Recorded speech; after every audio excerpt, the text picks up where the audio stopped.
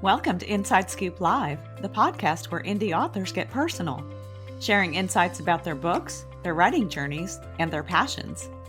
I'm your host, Sherry Hoyt, and I invite you to join me for engaging conversations with both debut indie authors and seasoned veterans.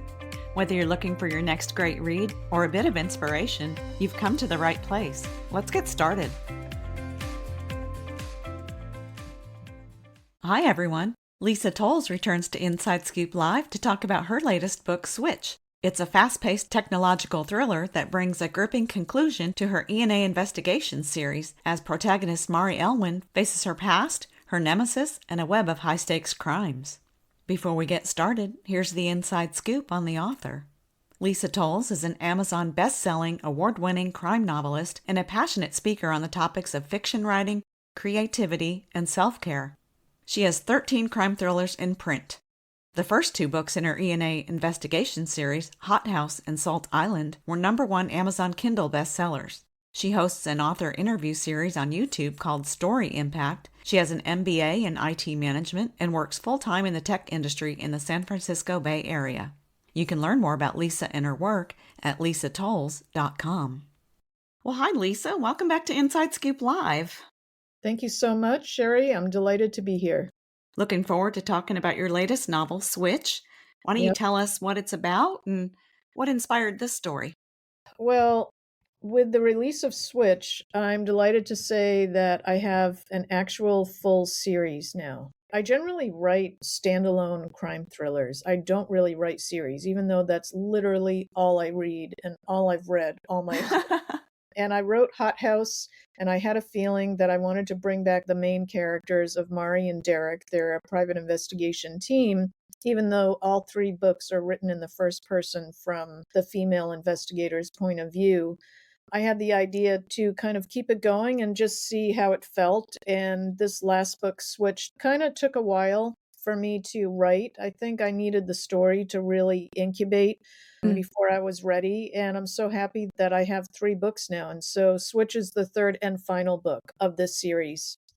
And I'm excited about it because it's sort of a completion of the mythology that I started. You know, one of the things that I really appreciate with book series and also with TV series too, is when you have kind of like a topical crime, but then you have this kind of like undercurrent and you have this kind of an underbelly of like what's really happening that no one's talking about. A lot of times psychological baggage for the main character or a thorny relationship with another character.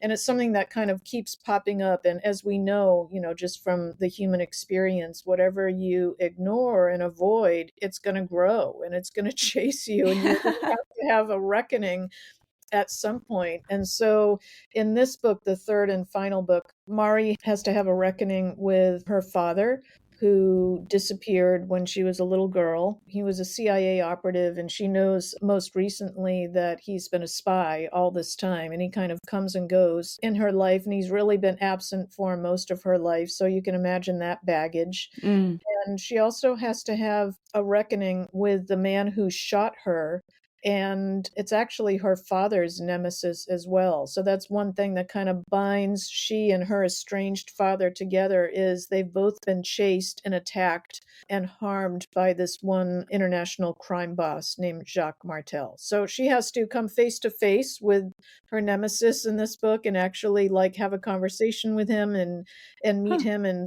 hopefully survive, and to have kind of a reckoning with her father and what's going to happen with that relationship. So yeah, it's a fast-paced but deeply layered crime thriller, and people have said that it's a very kind of emotional read, you know, like with the adrenaline that you want in a crime thriller, but also it has some kind of deep meaning in there too, which is what I like as a reader. Absolutely, yeah. So this story actually opens with the kind of reunion, I guess you would call it a reunion, between Mari and her father. Why did you start there, and what tone does that set for the story? It sets a pretty dark tone, and that like quote unquote reunion did not go well. So the reason why I wanted to start there is because I really wanted to have a continuation from the last book. You know, like when you read a series, and I've read like the first 2 books in the series, I expect when I pick up book 3 there's going to be some kind of connective thread reminding me of Mhm. what happened in the last two books. You know how, like, when you're watching a TV series and you go to the next episode, they'll say, last time on whatever it is, Mhm. they show you kind of like this sort of quick mashup of what happened. You don't really do that when you're writing thrillers, but still, I wanted to have some breadcrumbs reminding readers about where we left off at the end of Salt Island. So Mari finally, at the end of book two, meets her father. It seems like it's by accident, but it was orchestrated by someone else, and that's where it's left off. And so you assume that that's kind of like a poignant high note for her, like, wow, my father's really here. That's really him. I know that voice. And then, like, it's the end. And so that's why I wanted to kind of pick it up there in the beginning of Switch.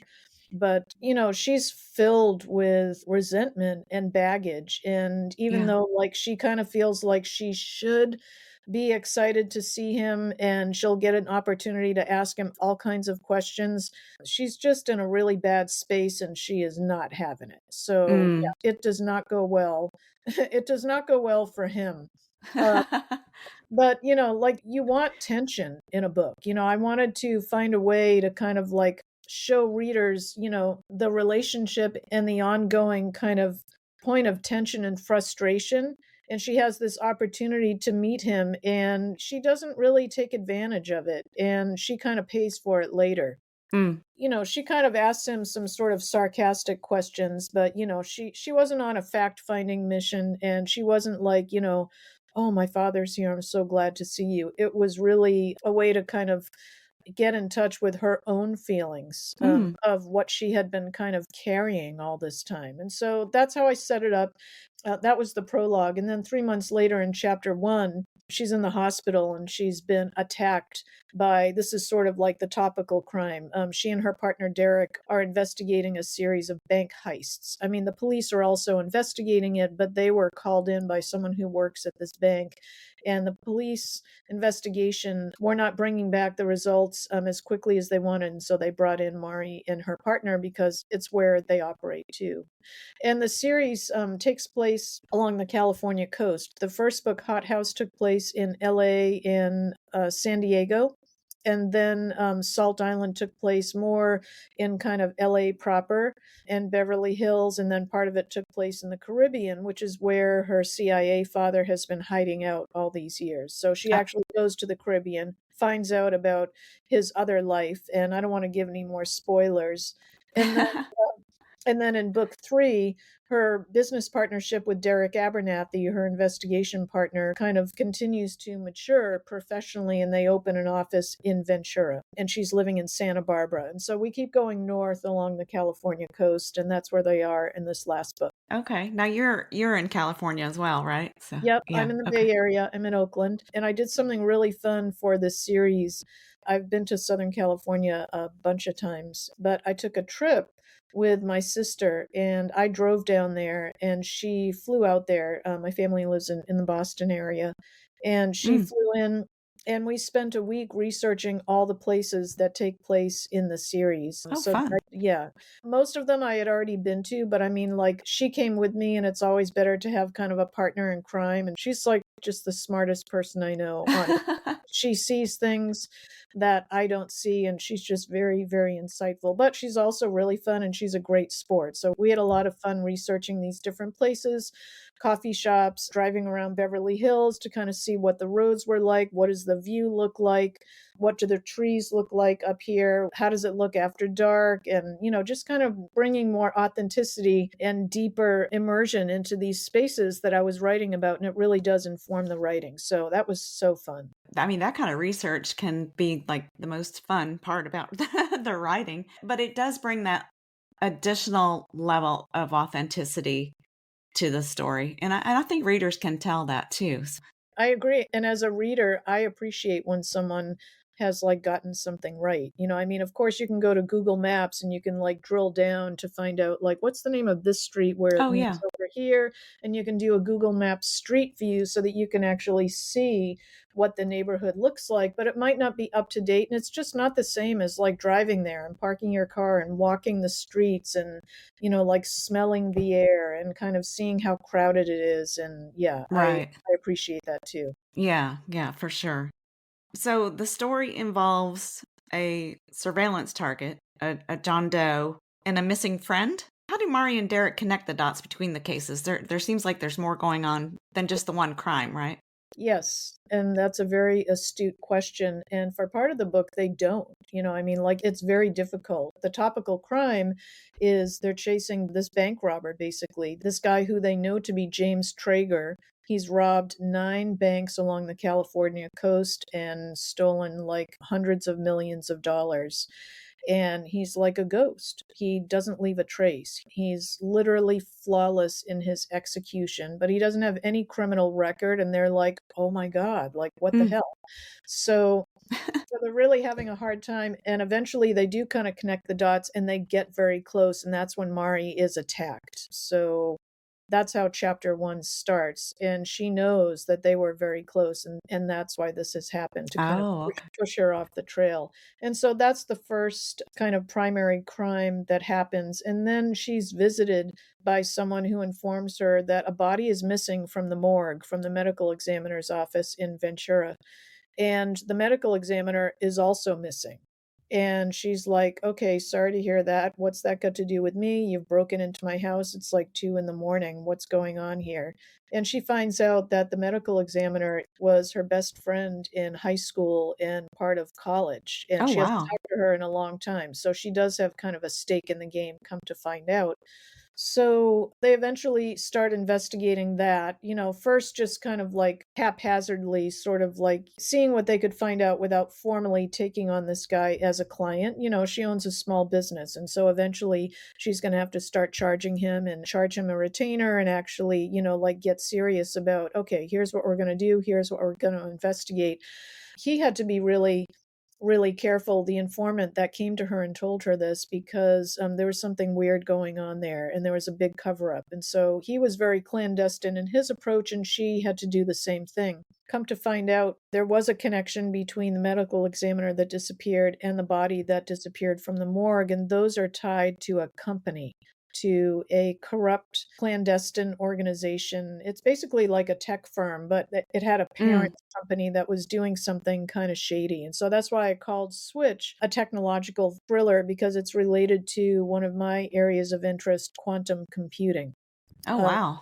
so Salt Island was more of like an environmental eco thriller, another kind of interest of mine. And then Hot House was a psychological thriller about a college student who was murdered on campus. And so each one in the series has kind of a different like subgenre of thriller, psychological thriller, and then eco thriller, and then Switch is kind of a technological thriller because it involves quantum computing. I love how you weaved all those three subgenres together into one series. I listened to the first two books and they're very cohesive. It doesn't feel like, oh, we just went from a detective mystery to a, psychological thriller to a romance. I mean, Thank you. It's very hard to do, to have that sense of cohesiveness. And I think the glue that really holds it together is, and I feel like this as a reader too, is the characters. If mhm. if I'm reading a series and kind of like the plot and the setting have like nothing to do with what happens in the next book, the people who are involved in the lives and depth to which they're impacted by what happens, that's the connective tissue for me. And that's what I was kind of going for, as, like having Mari and Derek transform and evolve as individuals, having their professional partnership evolve as well through all 3 books. And, like a bunch of people said, oh, are Mari and Derek going to get together? And I'm like, no, this is not a romance. There's no romance in thrillers. No, that's not true. There are a lot of thriller authors that have kind of elements of romance, but Yeah. it's not my thing. I did address it at one point. My mom kept asking me if I was going to do that with this series, and I did have them, Mari and Derek, had a conversation about why that hadn't happened. They really seem kind of like a married couple in some ways, but Yeah. so they did actually talk about it. And I appreciate that feedback. People saying, I see the story going this way. Even if I'm, like I'm the pilot here, even if I disagree, I live for that reader feedback. I mean, Yeah. reader feedback is why I'm here, and reader feedback is how I'm going to keep improving, honestly. Yeah. And if you want a romance novel, go read a romance novel. Right. That's right. I'm kind of a character-driven gal though too, and you mentioned that. I mean, I love a good plot and that intention and all that kind of stuff, but Hmm. I connect with the characters Yeah. and that makes me care more about what they're going through, the why, and the how. So But if you look at a series like, have you ever watched that TV series Three Pines, based on the wonderful series by the author Louise Penny? no. Oh, they're so wonderful. And Three Pines is like this tiny little protected hamlet in Quebec. I think I'm getting that right. And it's interesting how, yes, it's about the characters, Inspector Gamache, but it's also about Three Pines and this kind of like protected little microcosm, this Mm, world. I mean, that really does kind of infuse it with another element. I mean, that setting really is its own character, and that mhm. helps kind of bind the stories together. So wonderful, highly recommended. Yeah, I'll have to check that out.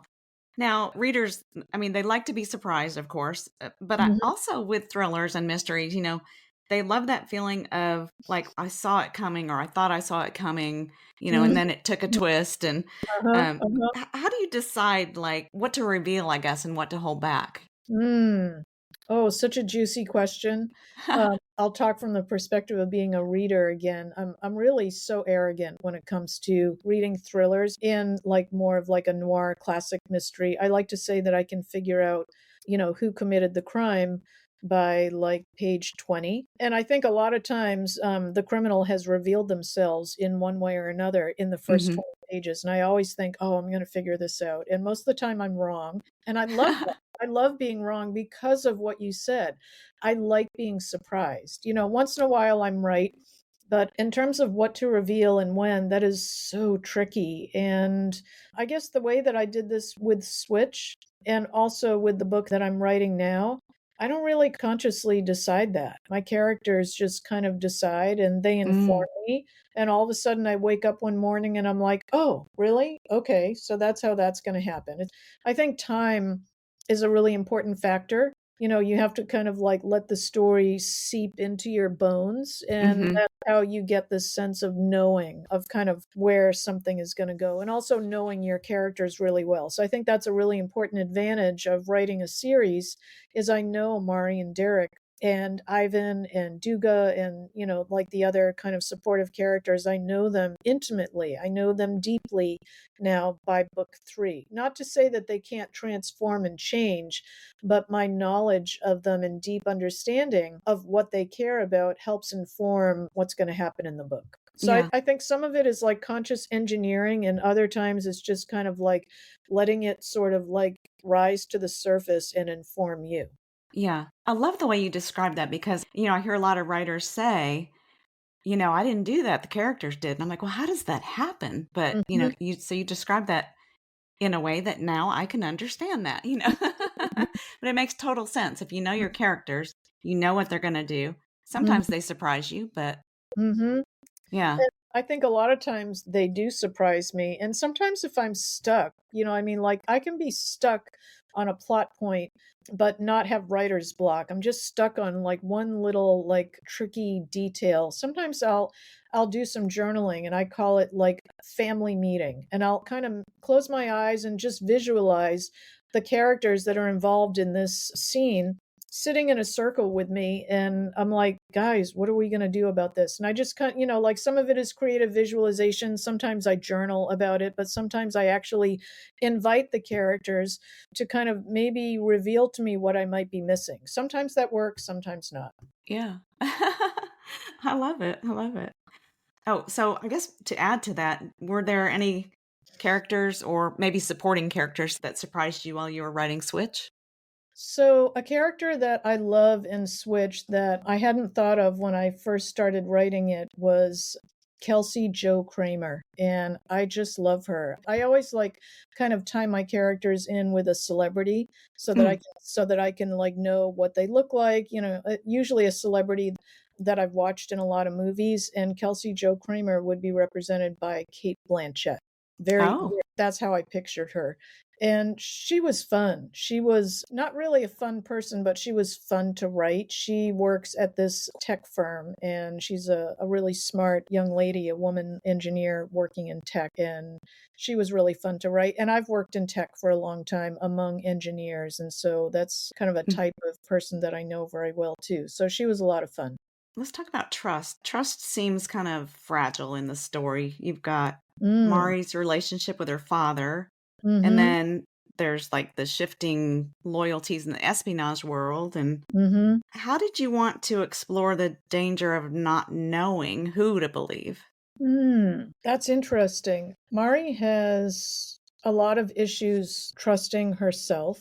Mm, And, she's targeted in a number of ways in this book, but something happens where she starts questioning her sanity in a way. So something happens in her house, and she thinks, how could that be there? Like, what is that? It's like a feature that she sees in her house that she's never seen before. mm, And then the next morning when she wakes up, it's not there. So she's just fresh home from the hospital. She has a concussion. She has a broken rib. She was basically like attacked and hit by a car and pushed into like a guardrail. So she's in oh pretty my god. bad shape. She's on painkillers. So there's that. But Yeah. she has trouble trusting herself and trusting the validity of what she's seeing with her own eyes. And that comes up a number of times. And I think trust is a really, really important question and element of thriller novels because your protagonist, whether they're a private investigator or a police officer, trust is so important in crime investigation. You have to trust your witnesses, your confidential informants, trust your peers to have your back when you're going to a risky area, trust the judicial system. As you're kind of moving an investigation forward, trust is Hmm. really so important to that whole world. So I Hmm. appreciate that question. And how I handle that just kind of depends on what happens with the characters as they dig deeper into these crimes. Right, right. Now, technology and surveillance tools play a big part of the story. How Mhm. much research went into getting those details right?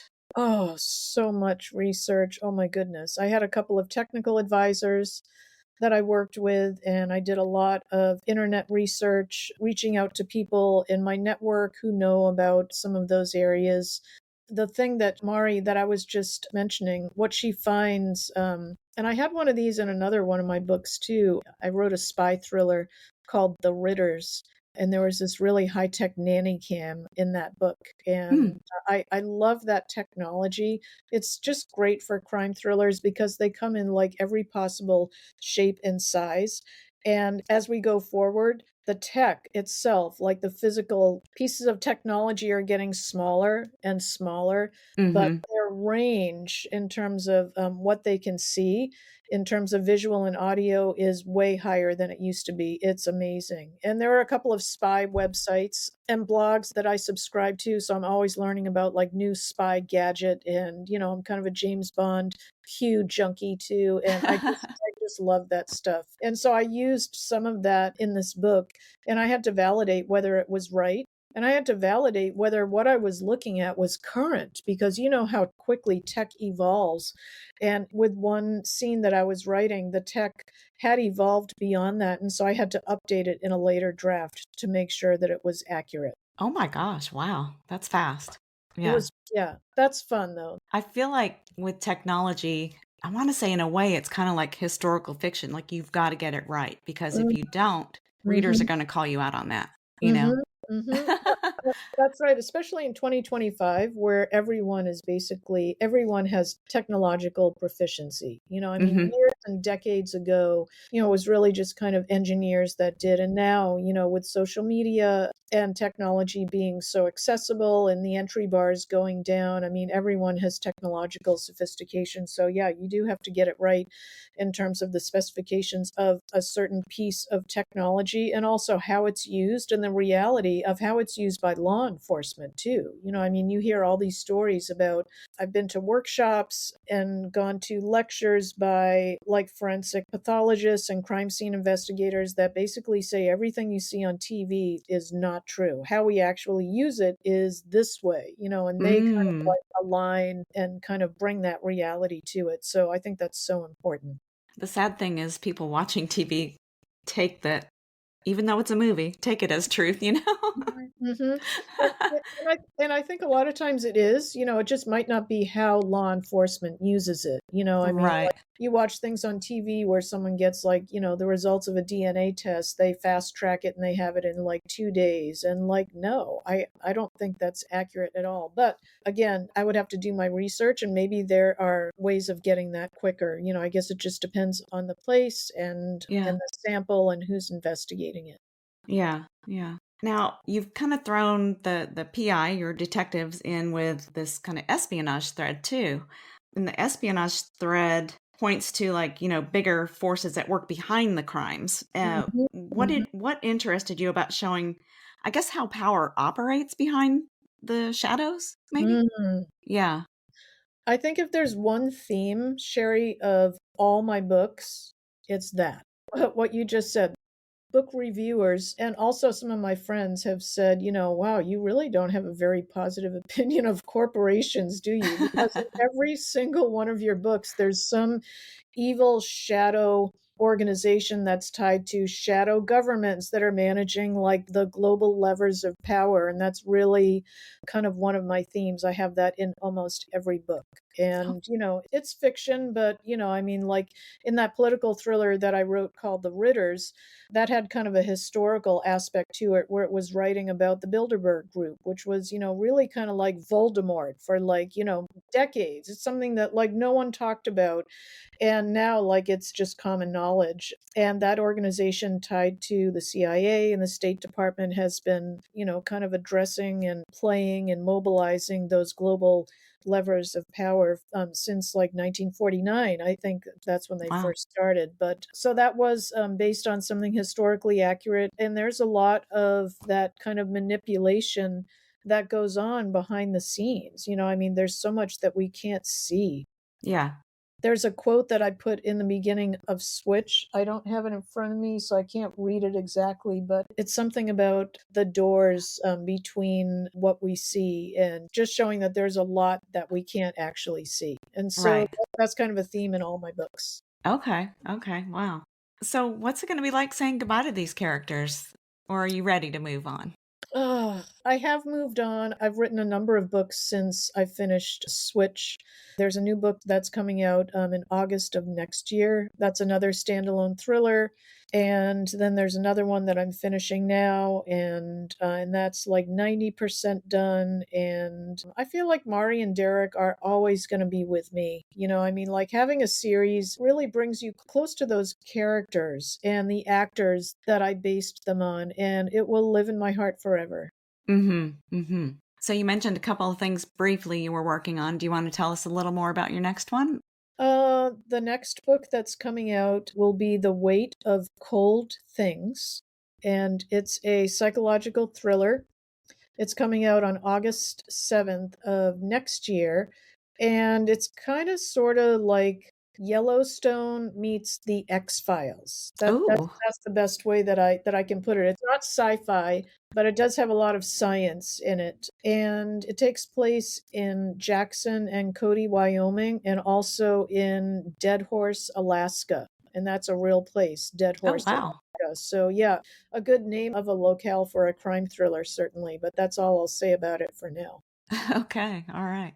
Well, Lisa, did you have anything else you wanted to add today?